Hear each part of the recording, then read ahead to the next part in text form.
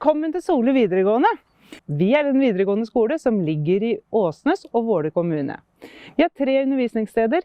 Det er i Våler, på Flisa og her på Sønsterud. Vi er en skole som har et bredt tilbud med både studieforberedende og yrkesfaglig utdanning. Her på Sønsterud så har vi naturbruk med skogbruk, hvor vi har lærere som er gode på digital kompetanse og bruker det i undervisningen. Her på Sønsterud driver vi opplæring av skogsmaskinførere. Utdanningen starter på VG1 naturbruk, og deretter går elevene på VG2 skogbruk. Så går elevene ut i bedrift i 2 år som lærlinger. Formålet med utdanningen er å skape yrkesutøvere og maskinførere på denne type skogsmaskin som jeg har bak meg her. I løpet av filmen så vil du se ulike undervisningssekvenser som elever er inne i, både teoretiske og praktiske øvelser. I skogbruksutdanningen her på Sole videregående Sønsterud så har vi mange elever og få maskiner og ganske få lærertimer. Det gjør jo at hver enkelt lærertime blir veldig verdifull, og for å utnytte tida vi lærere har med elevene best mulig, så har vi begynt å bruke droner og GoPro-kameraer til å filme elevene mens de er i aksjon i skogsmaskin. Da kan vi filme elevene fra oven og følge med på flere maskiner samtidig.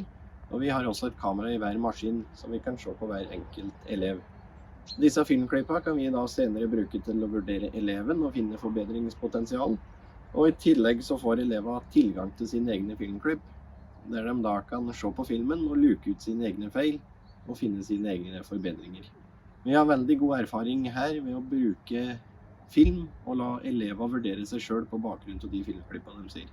Og det gir veldig god læring.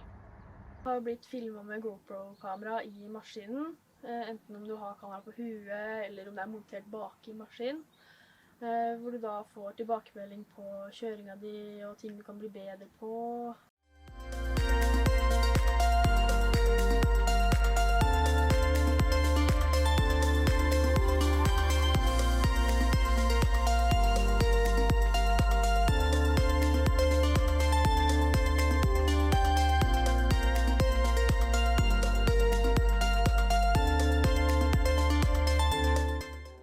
Så er vi inne i simulatorlaben vår, og her har vi 4 stykk simulatorer som vi bedriver undervisning på i og med. Fordelen vi har når vi har undervisning på så mange simulatorer av en så god art som det her, de er mange.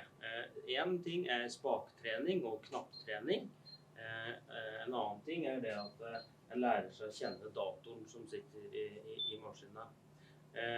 Men det som er veldig ålreit for vår del med de type simulatorer vi har, og derfor vi har valgt å bruke disse her, det er at det er en programvare som følger med her, som har veldig god funksjonalitet på å gi tilbakemeldinger og ha fokus på læring.